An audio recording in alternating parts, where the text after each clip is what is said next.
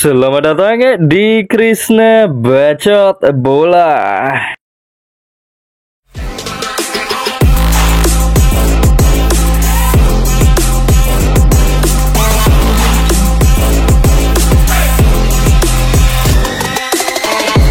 Masih dalam suasana berkabung nasional bagi para supporter pendukung tim nasional Indonesia setelah kegagalan anak asuh Patrick Kluivert di putaran keempat kualifikasi Piala Dunia Zona Asia usai menderita dua kekalahan dari Arab Saudi dan juga Irak dan tidak meraih 1 poin pun. Yang menjadi pertanyaan Mimin setelah kegagalan yang dialami tim nasional Indonesia di ajang kualifikasi Piala Dunia Zona Asia 2026, siapakah yang akan bertanggung jawab atas semua ini?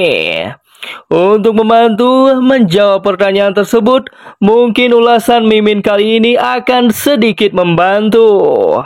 Mimin harus secara jujur mengatakan bahwa kekompakan tim nasional Indonesia level senior mulai goyah ketika keputusan mengejutkan PSSI dan bisa dibilang kontroversial, yaitu ketika memecat Sintayong dan digantikan Patrick Kluivert.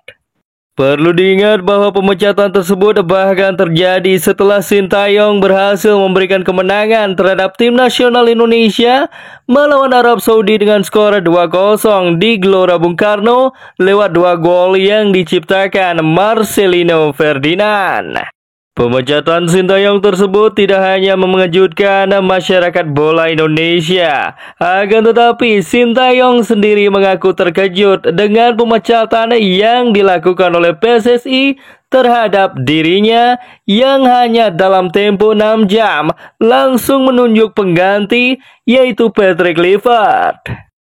Dan di balik penunjukan Patrick Kluivert tersebut ada cerita menarik. Bagi kalian supporter tim nasional Indonesia yang lupa atau mungkin tidak mengetahui, PSSI sebenarnya menunjuk 3 kandidat pelatih sebagai pengganti Sintayong di kursi kepelatihan tim nasional Indonesia.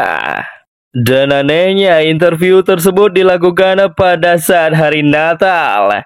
Dan yang datang interview pada saat hari Natal tersebut hanyalah Patrick Kluivert. Maka dari itu Patrick Kluivert resmi ditunjuk oleh PSSI sebagai pelatih tim nasional Indonesia menggantikan Sintayong.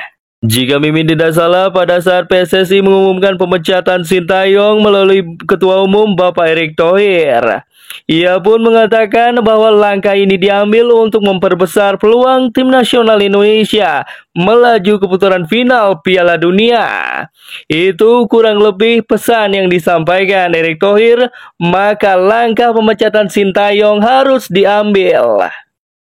Namun apa yang terjadi di laga debut Patrick Kluivert sebagai pelatih tim nasional Indonesia? Ketika itu Garuda harus tumbang 1-5 melawan tuan rumah Australia yang dalam keadaan pincang melawan tim nasional Indonesia di kandang sendiri.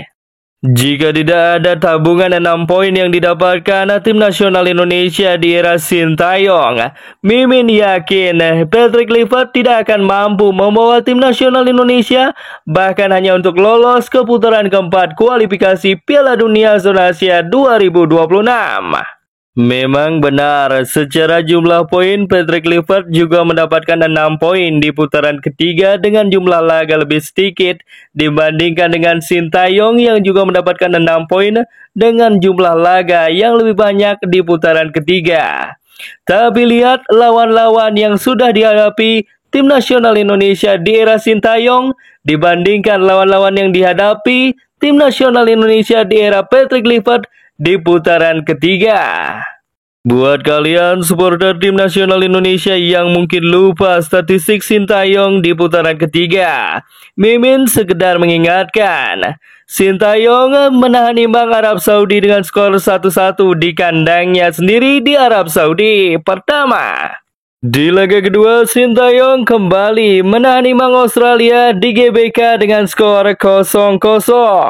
Di laga ketiga melawan Bahrain, Sintayong mengantarkan tim nasional Indonesia nyaris menang di kandang Bahrain dengan menahan imbang tuan rumah dengan skor 2-2. Kemudian di laga melawan Tiongkok harus diakui blunder dari strategi Sintayong mengakibatkan kekalahan bagi tim nasional Indonesia dengan skor 1-2.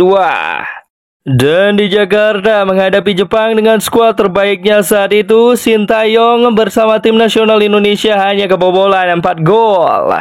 Dan di putaran kedua berhadapan dengan Arab Saudi di GBK, lagi-lagi Sintayong meraih 3 poin, yaitu dengan mengalahkan Arab Saudi dengan skor 2-0. Total 9 poin berhasil diraih Sintayong di putaran ketiga. Tentu kita ingat dengan catatan pemain diaspora belum selengkap sekarang di tim nasional Indonesia. Bandingkan dengan Patrick Kluivert yang katanya digadang-gadang lebih baik dari Sintayong dan mempunyai skuad yang lebih lengkap dibandingkan dengan era Sintayong dahulu. Kalah 1-5 di laga debutnya melawan Australia bersama tim nasional Indonesia. Dan memang mampu mengalahkan Bahrain dan juga Tiongkok di Jakarta dengan skor 1-0 melalui gol penalti yang dicetak oleh Romani. Dan di laga terakhir putaran ketiga digulung Jepang dengan skor 6-0 di kandang Samurai Biru. Melihat perbandingan tersebut, silahkan kalian nilai sendiri bagaimana kinerja Patrick Kluivert dan juga Sintayong selama melatih tim nasional Indonesia.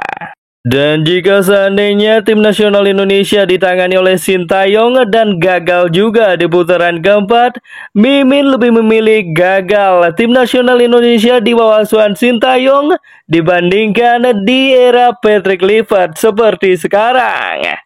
Sampai di sini yang bisa Mimin paparkan. Semoga kalian bisa menarik kesimpulan siapa yang bertanggung jawab atas semua yang terjadi kepada tim nasional Indonesia.